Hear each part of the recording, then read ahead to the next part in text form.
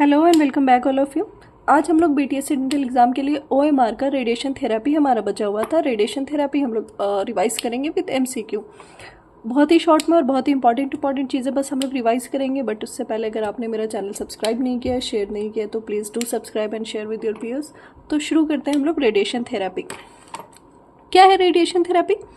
It uses ionizing radiation to kill or control malignant cells. Okay, ionizing radiation का use करके हम किल या control करते हैं malignant सेल को। इसे हम लोग रेडिएशन थेरेपी करते हैं। कैसे काम करता है ये? पहले डीएनए को डैमेज करता है, जिसकी वजह से सेल की डेथ होती है, specially in rapid dividing cells like cancer cells. तो कैसे काम कर रहा है ये? By damaging the DNA. Radiation के टाइप क्या होते हैं जो हम लोग यूज़ कर रहे हैं?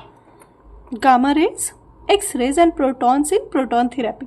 Gamma rays from radioactive sources like cobalt 60. ये नाम आप याद रखना, क्वेश्चन आए cobalt 60 टिक लगाना, ठीक है। टाइप ऑफ रेडिएशन में क्या है? गामा रेज हम लोग यूज करते हैं फ्रॉम रेडियो एक्टिव सोर्सेज। और कौन सा सोर्स है हमारा? cobalt 60। एक्सरेज में एक्सरेज जो है generated electrically and protons in proton therapy precise and costly. It is very costly. Proton therapy is very costly. Modalities of radiation therapy is external beam radiation therapy, EBRT। EBRT जो है ना, external beam radiation therapy, ये सबसे common है हमारा radiation therapy. ये cancer की treatment में EBRT, external beam radiation therapy. Machine directs radiation from outside the body. इसमें क्या होता है? हम लोग मशीन से एक्सरे जो है वो बॉडी पे हिट करवाते हैं सीधे बॉडी के बाहर से। एग्जाम्पल क्या है इसका? लीनियर एक्सीलरेटर, जिसे हम लोग लाइनैक भी कहते हैं, linear accelerator.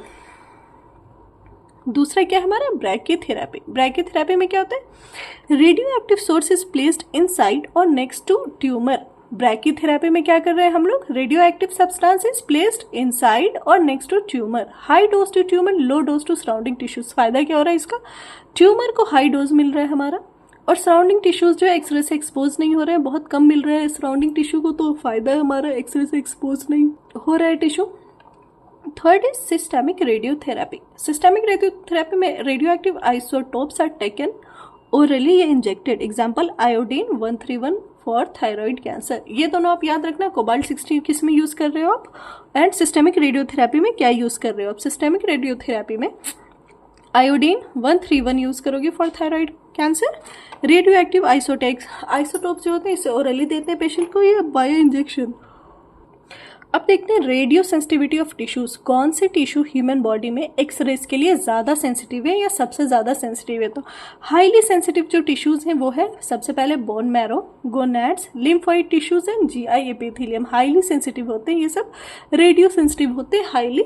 Bone marrow, gonads, lymphoid tissue and GI epithelium. इसे आप याद रखना। ऑप्शन में अगर ऑल सारे आए तो ऑल ऑफ द अबव, वरना इन चारों में से कोई एक आए तो कोई एक।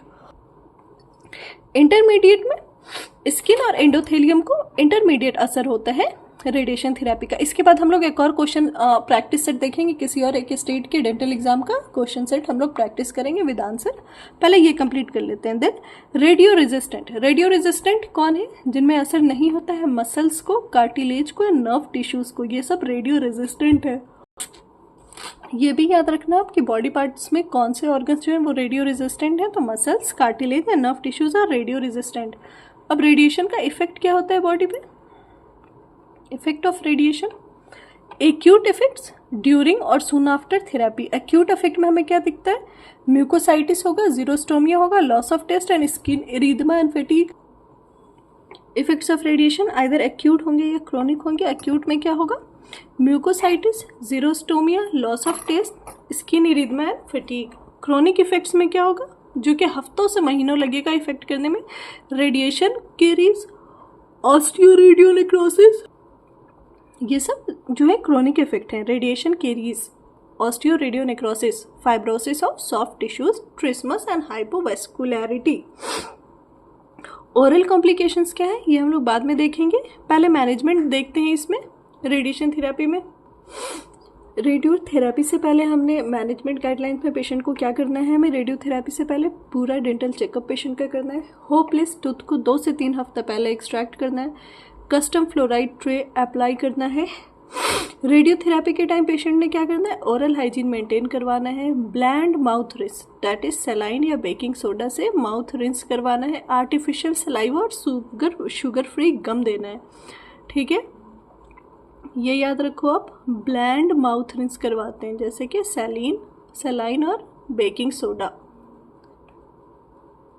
रेडियोथेरेपी के बाद अवॉइड एक्सट्रैक्शंस। क्या किसी पेशेंट की रेडियोथेरेपी आप एक्सट्रैक्शन की जस्ट बात करोगे? No. Continue fluoride applications and use ART, atraumatic restorative treatment methods.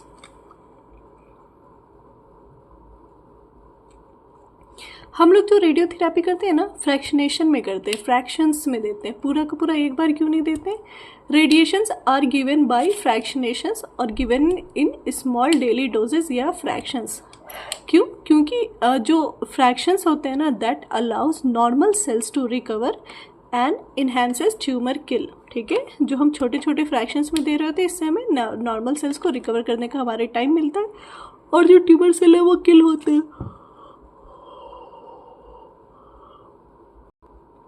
Per day कितना रेडिएशन थेरेपी देना है एक पेशेंट को? 1.8 to 2 ग्रे पर डे देना होता है, या फिर 5 days पर वीक फॉर 5 to 7 days, है ना। आप कितना दोगे रेडिएशन थेरेपी किसी पेशेंट को? 1.8 to 2 gray per day for 5 days in a week और फॉर 5 to 7 weeks, है ना।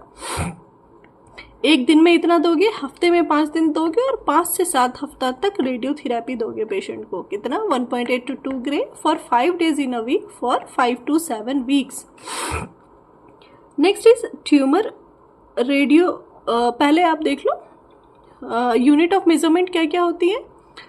ग्रे जो है एब्जॉर्ब डोज में जो हम लोग यूज़ करते हैं यूनिट, वो ग्रे का यूज़ करते हैं। सीवर्ट का यूज़ क्यों करते हैं? बायोलॉजिकल इफेक्ट के लिए। सीवर्ट जो है वो भी रेडियोथेरेपी का यूनिट है, एडजस्टेड फॉर बायोलॉजिकल इफेक्ट। अब हम लोग देखते हैं क्या सीवर्ट, याद रखना आप। अब हमने देखना है ओरल कॉम्प्लिकेशंस ऑफ रेडियोथेरेपी, बहुत फ्रीक्वेंटली पूछा जाता है ये। पहला ओरल कॉम्प्लिकेशन क्या है? Mucositis. Oral complication is mucositis.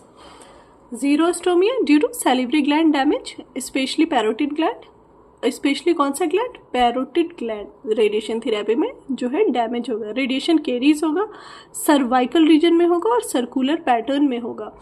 ऑस्टियोरेडियोनेक्रोसिस। ऑस्टियोरेडियोनेक्रोसिस जो रेडिएशन थेरेपी में होता है ना, सबसे कॉमन कहाँ होता है? मैंडिबल में होता है। सबसे कॉमन जो है ये मैंडिबल में होता है। Non healing bone exposure after trauma. Radiation therapy के बाद ऑस्टियोरेडियोनेक्रोसिस सबसे कॉमन कहाँ होगा? मैंडिबल में होगा। और दूसरा कॉम्प्लिकेशन क्या है? Test loss. ये टेम्परेरी होता है बट टेस्ट लॉस भी होता है, ये आप याद रखना। ऑस्टियोरेडियोनेक्रोसिस मोस्ट कॉमनली मैंडिबल में होगा, ओरल कैविटी में। अब सबसे सेंसिटिव ट्यूमर्स कौन कौन से होते हैं? रेडियो सेंसिटिव ट्यूमर्स कौन कौन से होते हैं रेडिएशन थेरेपी के लिए? हाईली सेंसिटिव ट्यूमर्स जो है ना, वो लिम्फोमास और ल्यूकीमियाज। लिम्फोमास और ल्यूकीमियाज में है ना, रेडिएशन थेरेपी का सबसे ज़्यादा असर होता है, सबसे ज़्यादा फायदेमंद होता है। हाईली सेंसिटिव जो होगा वो लिम्फोमास एंड ल्यूकीमियाज होते हैं। मॉडरेटली सेंसिटिव होता है स्क्वामस सेल कार्सिनोमा, जो कि ओरल कैविटी का कॉमन कैंसर है। रेजिस्टेंट कौन होता है रेडियोथेरेपी से?